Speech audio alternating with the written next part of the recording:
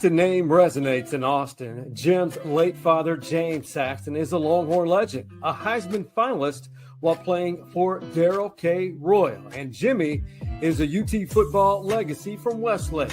He has been insuring Austin for decades. He and his staff will give you old school hospitality when servicing your insurance needs. Thank you for joining me for another episode of Stories Inside the Man Cave podcast. I am Sean Clinch, the host of this podcast, and we're going to step away from the usual sports or sports-centric theme because what everyone is talking about is what has occurred here in the Texas Hill Country over the last 3 days. I can speak for myself. I can speak for everybody. Mentally and emotionally exhausted. That describes most Texans and many across the country who have followed the story involving the epic flood in the Texas Hill Country, which has taken over 80 lives, including young girls from Camp Mystic, which is located near Kerrville, Texas, in Kerr County.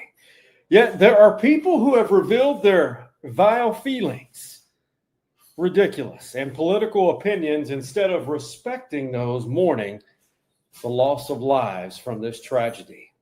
How did this happen? Let's talk about it.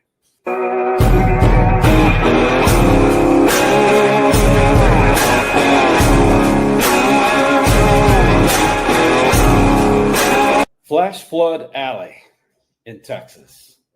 We call it the Hill Country. The area of sharp rises in elevation, hills and valleys, which begins on the Balcones Escarpment. The western side of Austin, where I am, is where it truly begins. It's a flood-prone area, and the area is known for its weather and climate extremes, droughts and drought-busting rainfalls. And more often than not, unfortunately, these droughts end with multiple days of storms or a tropical storm. The Concho River in San Angelo, the Guadalupe River, Pedernales, Comal, the Colorado River, San Gabriel, Llano, San Saba, and Frio rivers, and the multiple tributaries which feed into these rivers all play a factor in this flash flooding in the Texas Hill Country, all of which dump into larger reservoirs, lakes, as most of us call them. The Guadalupe empties into Canyon Lake. The Guadalupe empties into Canyon Lake on the north side of the lake, and the river continues on the south side and goes all the way to the Gulf Coast. Now, the Colorado River has a complex series of dams managed by the LCRA, the Lower Colorado River Authority. A series of dam lakes, beginning with Lake Buchanan to the northwest of Austin, Inks Lake below that, then Lake LBJ, Marble Falls, Lake Travis, Lake Austin, and Town Lake, then Bastrop Lake downstream. Now, Lake LBJ is a constant level lake in between dam systems, as is Lake Austin and Town Lake, which is created by Longhorn Dam on the east side of Austin, Texas. Now, Lake Travis is the bowl, or the big flood control lake, which has a high capacity to hold floodwaters and is formed by Mansfield Dam. Now that you have a better understanding of the topography of how all this works and all the drainage systems and where all of this water goes when we do have rain events, storm events, it can flood quickly. And due to the slow-moving storm system which hovered over the Hill Country the past few days, almost a week, here's something to put in perspective. In a week, Lake Travis has gone from 43% full to 64% to capacity, which is 681 feet of elevation, the high end when it is full, and which has the time frame that I remember that happening the most was December of 1991. It's reached that since, but we are currently been in a drought with a normal than wet pattern late spring, early summer so far. Now, how did this happen, this tragic event? What happened was a slow-moving, low-pressure system, tropical in nature, And Rick Mitchell, the chief meteorologist of KXAS in the Dallas-Fort Worth TV market, well, he explained it best. I saw this video from him on Instagram. Rick was the chief meteorologist at KOCO, the ABC affiliate in OKC, while I worked for Fox 25 in Oklahoma City. What were the meteorological conditions that led to this catastrophic flooding in central Texas on Thursday night, Friday morning? Let's take a look. Okay. Texas was all of last week, Texas was under a ridge of high pressure in the upper atmosphere. You know, we're talking 25,000 feet. The ridge was centered just to our east over Louisiana, which meant the circulation around it was drawing in high level moisture. That's why last week was so cloudy, showery from time to time. Some interesting things happened on Thursday, though. The first of which was Thursday evening. A strong low-level jet developed. That's winds at about 5,000 feet, and that transported in low-level, high, abundant tropical moisture. At the same time on Thursday, a little weakness in the ridge had developed over the Lubbock area, and that was moving southeast. All of these ingredients came together over central Texas in an area that is known for flash flooding, a very dangerous area. Some people have called it the flash flooding capital of Texas. But all of that came together. That little disturbance developed over Lubbock was barely notable on the weather maps, okay? You had to be very looking at it with a very keen eye to even see that it was there. So this was not something that was highly advertised. Yes, we assumed it would be wet, but the combination of that disturbance with the strong low-level jet provided these thunderstorms that barely moved, and that's how you got 10 inches of rain in a very short period of time, in some cases even more than 10 inches of rain. So, you know, as meteorologists, we continue to live and learn. We look at events, we study those events, try to put it in here so that if we see those conditions coming together, we let you know. All right, thanks for listening. And Rick explained it best in a way that all of us can better understand what exactly happened. It's an alignment of trigger mechanisms for basically a slow-moving or stationary storm system and the remnants of Tropical Storm Barry, which made landfall in Mexico on June 29th. Now, the storm dumped a tremendous amount of rainfall for quite a few days in the Texas Hill Country, and including here in Austin. And this water steamrolled down the hills and into the valleys, into the streams, and eventually into the rivers I mentioned earlier. The Guadalupe River is notorious for violent flash floods. It has a history. In fact, a similar situation that just happened, like what just happened, occurred in 1987, in which lives were lost involving a youth summer camp and a bus trying to transport the kiddos out of harm's way, going through a low water crossing system, and a wave of water was the culprit there. Very sad. I remember that. I remember the rescuing with the helicopters and the National Guard coming in. But there's a long history dating back as far as records that were taken, you know, in the early 20th century, you know. And on the night of July 3rd, over 16 inches of rain fell in Mason County, which is the northern part of the Hill Country. And think about that. And each of the streams eventually pouring into the Guadalupe and its two forks. A tremendous destructive wall of water formed.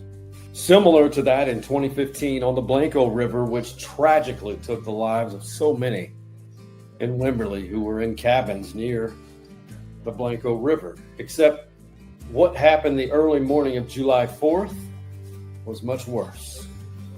I was there in Wimberley the day after that tragic flood. I'll never forget it. I'll never forget what I saw. I'll never forget the conversations with the locals there and the families, some of them affected. It was a dark experience and extremely moving. There's been so much criticism of the National Weather Service and the blame game, especially on social media. Stop it. Stop with all that nonsense. The National Weather Service in San Antonio and San Angelo did a tremendous job, as well as meteorologists in Austin, San Antonio, and the DFW TV markets. There were projections 2 to 3 days prior of up to 4 to 8 inches in that part of the hill country where Kerrville is, where the Guadalupe River watershed, is located. The criticism of the National Weather Service and the politicizing of it all is all disgraceful. 4 inches of rainfall, just 4 inches of rainfall in the Texas Hill Country can cause significant flash flooding. I know this because I was born and raised in Austin and stayed at several places around the Texas Hill Country, and I have visited these same places since my return to Austin after 2 decades when I returned about 13 years ago. It's dangerous, but it's part of our culture. It's part of the topography. It's just part of where we live. Flash flood alley. No one could have predicted the amount of rain that was isolated in certain areas. The National Weather Service and NOAA sent out multiple alerts through text, alert systems, and through the media, meaning radio and TV. The problem is we as a society have become dismissive of texting alerts. I'm guilty of that. There's so many texting alerts. If anything, this proves that the cuts to the National Weather Service's offices on the horizon are not warranted and they need to be avoided. Seriously. I mean that. No cuts should happen to the National Weather Service, especially after what happened. But that did not affect what occurred with this storm and this flooding event. The National Weather Service did a hell of a job. That office based out of San Antonio and San Angelo. What is an alternate way of alerting campers, residents, and those vacationing in homes along hill country rivers? Weather radios. I know it sounds archaic, but they work. I have one. They should have weather radios in each of those cabins or Airbnbs, whatnot, because those emit an annoying yet alarming notification. I had to have one when I was living in Oklahoma City because of all the severe weather alarms and tornado warnings to wake you up. It woke me up several times. They alert you with that annoying sound when any severe weather or an emergent situation such as a major flooding event is about to occur to get you out of harm's way. Now, keep in mind, the campers such as the Camp Mystic, you're not allowed to have digital devices or cell phones. So those alerts were not going to be received unless the camp counselors or owners of the property had those in their possession. You know, the only other alternative are alarm systems along these rivers in the hill country where camps and vacation homes are located and for the residents of these communities. This would alert when a certain water level or flooding is headed downstream to allow more time for evacuation. I mean, I believe those do exist on parts of the Pedernales River. And those were, if I remember correctly, were being discussed or a plan for them to be implemented to be installed along the Blanco River after that tragic flood in 2015.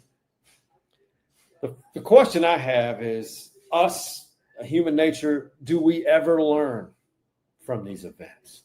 The hard fact, the sad fact is, as I'm talking right now, over 80 people are dead and answers are deserved and plans moving forward are deserved, especially by the families affected. Which leads me to the press conferences by the Kerr County leadership, the governor, and other positions of leadership. We see this all the time after something like this. And I've been a part of these type of pressers. Enough with the hand jobbing and the thanking each other. Just take accountability. Be a leader. Deliver the concise information. Be human. Be real. And acknowledge the families which are mourning. I can't imagine being a parent and not knowing where my child is, if he or she is alive or stuck in a tree or is lost in the dark somewhere in a river, clinging on to something for dear life. Avoid the blaming. Solid leadership delivers updated information and a plan and articulating that. I get it. Leadership in these situations is a tough job. I don't envy any of them in that position, but as a leader, you have to speak to your audience instead of the media, and not blaming the media for any of this whatsoever. Having said that, the real MVPs are the first responders and volunteers. First responder teams that are comprised of sheriff's departments, local police departments, Texas Parks and Wildlife game wardens, and DPS, sacrificing their lives to rescue and recover and cleaning up dangerous debris and venomous snakes and wildlife within this debris. And all of the volunteers, I know of 3, and I would be there in a heartbeat to help my fellow Texans. There's a lot of people to be thankful for because there has been a tremendous response from people who have no ties to this, just doing it out of the goodness of their hearts because they care about people, care about Texans. Let's not forget about the other communities affected by the flooding event on other rivers and tributaries: Leander, Liberty Hill, Lago Vista, Hunt, Ingram, San Angelo, Bertram, Georgetown, to name a few. It's a broad area with missing people as we speak, and people who have lost their lives in these areas, and not to mention all the property damage. I mean, take for example the San Gabriel River, which flows underneath the Austin Avenue Bridge in Georgetown. I've seen flooding events there, but what we saw July 4th and July 5th, when all the water made its way downstream, I had never seen anything remotely close to that, especially on the San Gabriel and on the Llano rivers. Nothing like that. And I'm not one to exaggerate. I'm just trying to be objective, to the point, and kind of relaying the feelings, how we all feel. It's sad. And honestly, no one is at fault for this. This is all Mother Nature and with where we live. But we do need to improve flood alarm systems and funding for such systems. Period, point blank. Take, for example, in 1981, the Memorial Day flood. I was 7 going on 8. The Memorial Day flood here in Austin. It was a storm system which sat on Austin that Sunday night. I mean, it dumped, I can't remember how many inches of rain, flooded Shoal Creek to a point where it was a river. Go down Shoal Creek Boulevard and Lamar Boulevard in Austin.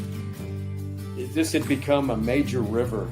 Northwest Park, which is known as Sheffield Park, was a part of a river.